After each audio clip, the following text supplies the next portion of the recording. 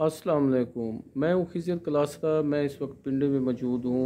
हमारे बड़े मेहरबान बुज़ुर्ग दोस्त और हमारे कुलीग भाई के वालिद साहब हैं और मैं पिंडी का मोहल्ला अकालगढ़ है वहाँ पे मौजूद हूँ। तो एक भुट्टू साहब का वो वाक़या बयान कर रहे थे, तो मैंने रिक्वेस्ट उनसे की है कि आपकी भुट्टू साहब से कब और कैसे आपका आमना सामना हुआ, तो उन्हीं की ज़बानी सुनते हैं। बताएं सर। अच्छा, अस्सलाम वालेकुम। वो इस तरह है जनाब कि मैं सुबह के टाइम सौदा लेने के लिए, वो बड़ी मंडी थी, जी फ्रूट जी मंडी होलसेल की, जी तो ट्रकों के ऊपर बोली होती थी। ये तो हज़ारा होटल था वहाँ पे ये फ्रंट के ऊपर, उसकी खिड़की जो खुलती थी उस तरफ ये मंडी की तरफ, तो वहाँ से एक बंदा नमूदार होता है और कहता है अच्छा। मैं जुल्फ़कार अली भुट्टू। तो मजदूरों ने अपने जो टोकरे हैं ना, वो हवा में फेंक दिए सारे, भुट्टू साहब को देखते ही। देखते और बूटो बूटो हो गई। मैं अच्छा। कहता हूँ जी, फिर वो तकरीर उन्होंने शुरू की वहाँ पे, मुख्तसर सी बड़ी। अच्छा। और मैं कहता हूँ कारोबार बंद हो गया सारा। अब सब आवाम उनके पीछे है, वो हजारा होटल खिड़की में है, खिड़की से कहते हैं मैं ऊपर से एड्रेस जुल्फ़कार कर रहे हैं और नीचे सारी पब्लिक है, अवाम ही अवाम है। मजदूर है, सारा टोकरे वाला मजदूर उस वक्त टोकरा था। ये किस दौर की बात है सर? ये तकरीबन आप ये देख लें कि 69 69 के याया का दौर है उस वक्त। हाँ हाँ, इसका अयूब का दौर था। अयूब का दौर है, याया को बाद में अयूब का आखिरी टाइम था। ठीक है। उसके बाद फिर सेकंड जो मैंने उनको देखा अपनी आंखों के साथ, जी वो था कि वो सुबह इसी तरह 6 बजे जी राजा बाजार में मजदूर बैठते थे सारे, ठीक है। अपनी मजदूरी के लिए सुबह आते थे, बैठे होते थे बेचारे। भुट्टू साहब आते हैं, खदर का जोड़ा पहना हुआ है। भुट्टू साहब खुद आते हैं वहाँ खुद पे आते हैं, राजा बाजार में, वहां से फुटपाथ पे पैदल आते उतरते हैं नीचे और अपना खदर का जोड़ा पहना हुआ है, दोनों कफ खुले हुए हैं, आगे से पूरा गिरबान खुला हुआ है। अच्छा तो उन्होंने कहा जी जुल्फ़कार अली भुट्टू, बस। अच्छा। उसके बाद फिर आवाम कहाँ से आती है, वो मजदूर क्या करते हैं, वो मेरे और आपको बयान से बाहर है, तखय्युल से फजूं उतारा है वो, मतलब हमारा उसमें सोच भी नहीं। तो मैंने उनको जब देखा यार कि इतना डायनामिक लीडर, ये हम हैरान थे। इसीलिए लोग उसके गर्विदा हो गए थे, और कोई वजह नहीं थी। फिर इस अवामी तहरीक के अंदर, जब ये पिंडी के अंदर ये जो शेख आपको नजर आ रहा है ना, शेख रशीद शेख, ये कुछ का कोई ताल्लुक नहीं था।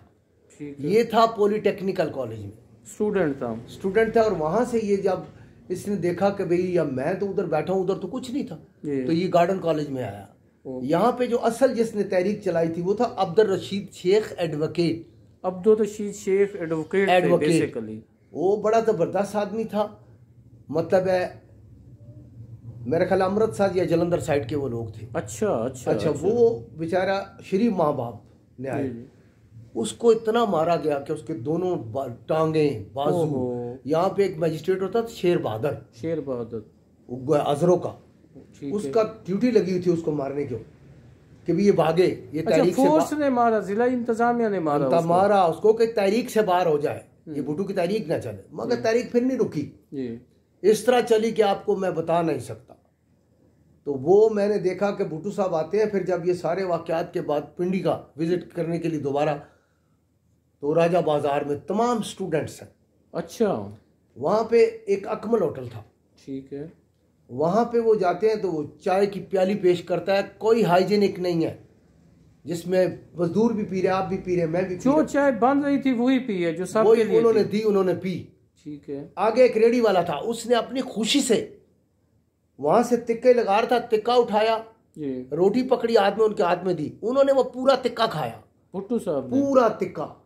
ना वो गोश्त हाइजीनिक था, ना वो जो एनवायरनमेंट थी वहां पे, घोड़ों का फुजला, भुट्टू साहब पैदल थे वहां पे, लोगों के दरमियान थे, और क्लैप हो रहा था, और उसके साथ तमाम स्टूडेंट थे।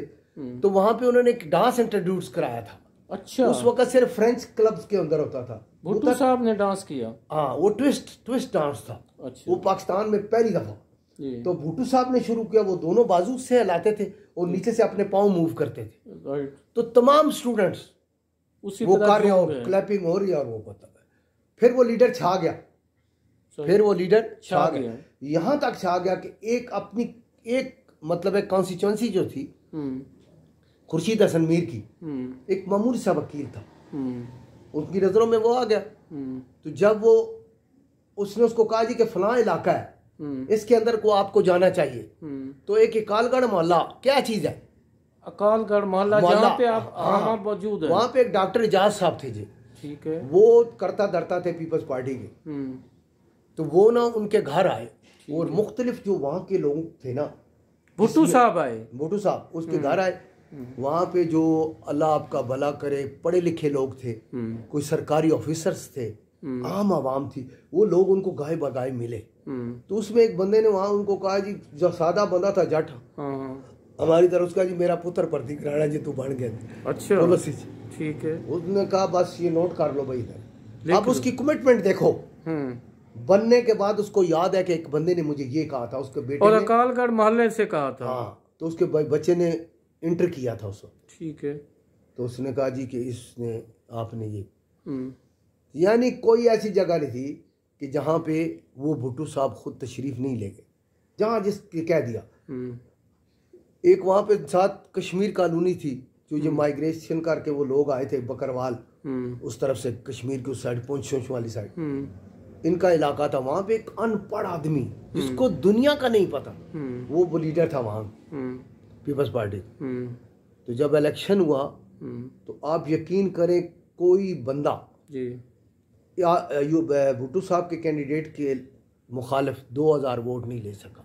भुट्टू साहब के कैंडिडेट के मुकाबले में जिसको कोई जानता ही नहीं था, जिसका अबाई घर भी नहीं था भुट्टू साहब का, खुर्शीद हसन मीर, एक मामूली वकील जिसको कोई नहीं जानता था, रहता था यहाँ पे बन्नी पे, उसको वो ये सारा कॉन्स्टिट्यूंसी उसकी थी, तो वो वहाँ से जीता।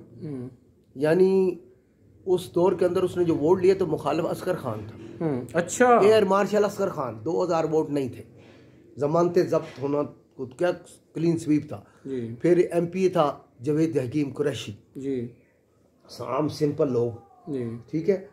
उसके बाद आप चले जाएं तो ये अपना इस तरफ कयूम भट्ट था एक एमपी।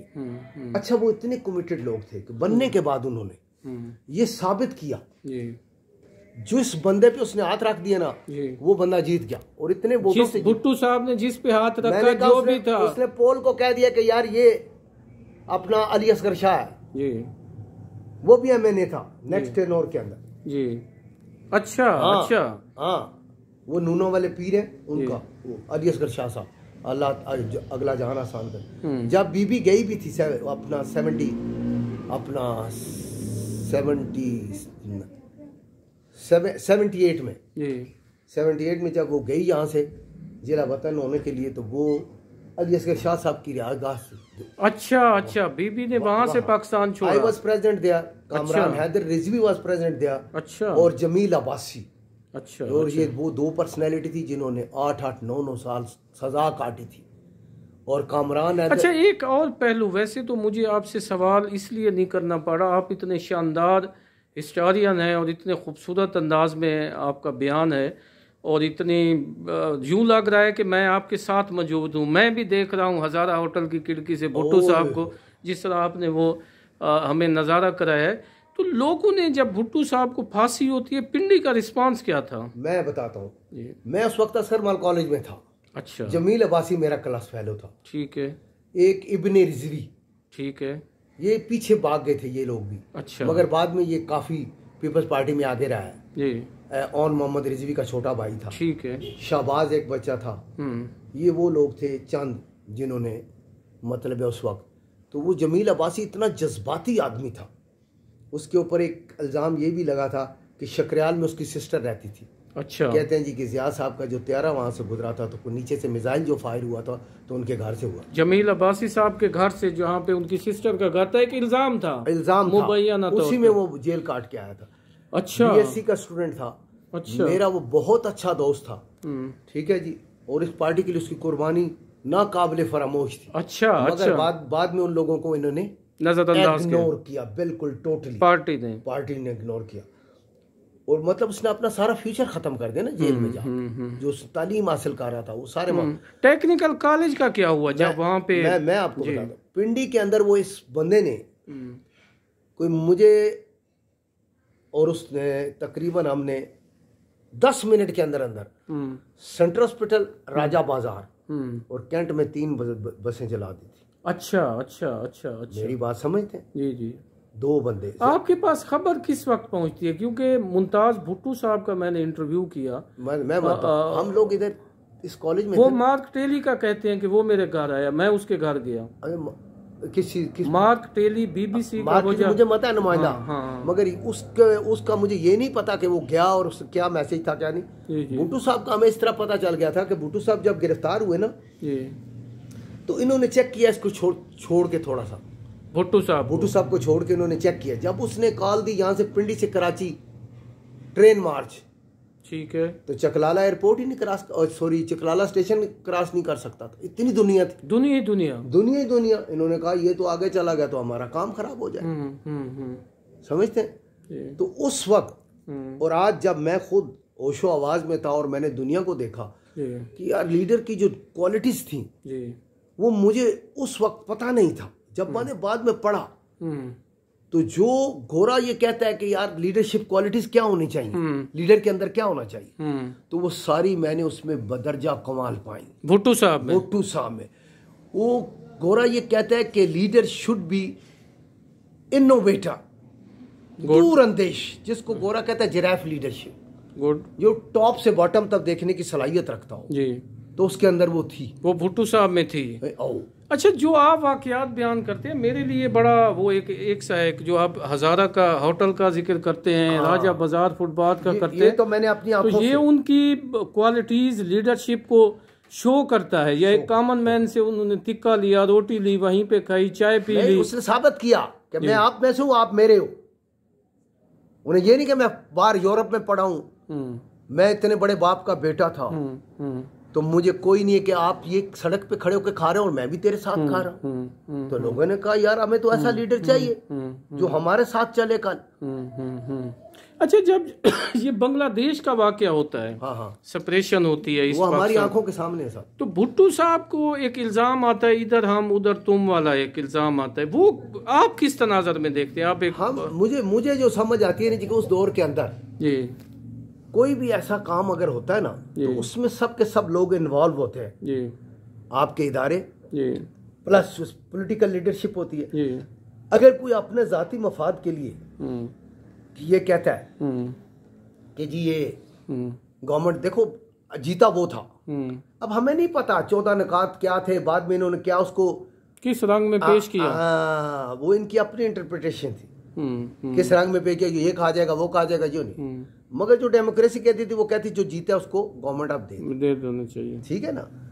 अब जीता तो शेख मुजीब था ना, हाँ वही मैं कह रहा हूँ ना। मगर फिर इधर इनकी जो थी मेरे ख्याल 88 थी सीटें, तो इन्होंने फिर इस तरह हुआ कि जो भी फैसला हुआ होगा मुझे नहीं पता। मुझे वो तकरीर भी याद है कि जब वो UNO में गए भुट्टो साहब, ओहो उन्होंने वो पेपर फाड़े जी, हाँ उन्हें फिर वो सारा चर्चा हुआ पूरे दुनिया में। पिंडी का क्या रिस्पांस था? पिंडी का रिस्पांस बाद में कोई नहीं था, सेपरेशन पे, अलहदगी पे तो हमारे आम समझे ये कि मौत जो होती है ना पूरे खानदान की वो कम थी, उससे ज्यादा लोग जो थे वो डिसार्ड हो गए थे। उन्होंने कहा या रब्बुल आलमीन ये हो क्या गया, ये पॉसिबल नहीं है। ये हमारी जो पब्लिक थी ये अगर कहते हैं हम हमें भेज दो हम मर जाएंगे मगर हम मुल्क नहीं देंगे। अच्छा, मैं अगर आपसे ये सवाल पूछूं कि भुट्टो साहब के बाद जो है हम भी लीडरशिप में कहाँ पे खड़े हुए हैं, आज का लीडर और भुट्टो साहब का लीडर कोई कंपैरिजन कर सकते हैं हम? देखिए जी बिल्कुल कहाँ कर सकते हैं, क्यों नहीं कर सकते। वो एक ग्रेट लीडर था, समझते हैं ना। वो सिर्फ अपने मुल्क के हद तक नहीं था, बैरूनी दुनिया में उसको पहचाना जाता था।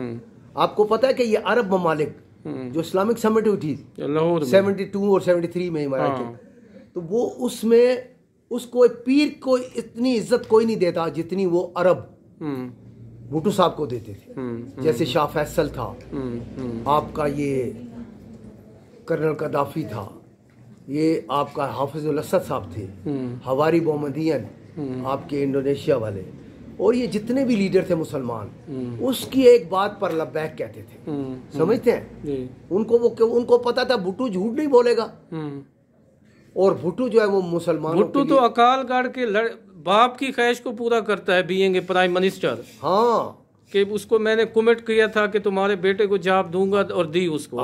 बिल्कुल दी। अच्छा, ऐसा कोई जलसा जिसमें आपने शिरकत की हो भुट्टो साहब के? बहुत से जलसे जी, कोई एक जलसा पिंडी मतलब भुट्टो साहब फोकस किया हुआ था ये उनका गढ़ था। अच्छा वो गढ़ था क्योंकि उसको कैपिटल सिर्फ वो ये पिंडी और इस्लामाबाद एक था। ये तो जिया साहब ने आके फिर इसको 2 जिले किए ना, अलहदा किया। अदरवाइज ये सेम थे। ये जिया साहब ने आके फिर इसको अपना एक वफाकी एरिया जो हमारा अलहदा जिला हो गया और बाकी पिंडी, नहीं तो पिंडी और इस्लामाबाद एक सारा टोटल। तो आप क्या समझते हैं, इन्हें एक होना चाहिए या इसी तरह की पोजीशन ठीक है? नहीं, ये ठीक है, अलहदा ठीक है क्योंकि ये आपका कैपिटल है, फिर पूरे वफाक की ये अलामत है। तमाम जो है उनको इक्वल यहाँ पे मिलना चाहिए, जॉब अपॉर्चुनिटीज भी और उसके जो राइट्स हैं वो इसके मुताबिक होने चाहिए। तो अगर किसी पंजाबी को मिलता है तो बलूची को मिलना चाहिए, वो सिंधी को भी मिलना चाहिए, वो अपना खैबर पख्तूनख्वा वालों को भी मिलना चाहिए। बहुत शुक्रिया, आपने खासा वक्त दिया और बड़ी इम्पोर्टेंट तारीख के औराक आपने पलट के जो है ना हमें वहीं पहुंचा दिया। हज़ारा होटल भी, राजा बाज़ार भी, और भुट्टो साहब से फेस टू फेस मुलाकात करा दी। अल्लाह उनके दर्जात बुलंद करे, आपको सेहत और सलामती से नवाजे। बहुत शुक्रिया, लेकिन इस शर्त के साथ कि अकालगढ़ पे भी आपके साथ एक वीलाग करेंगे। बहुत शुक्रिया, थैंक यू।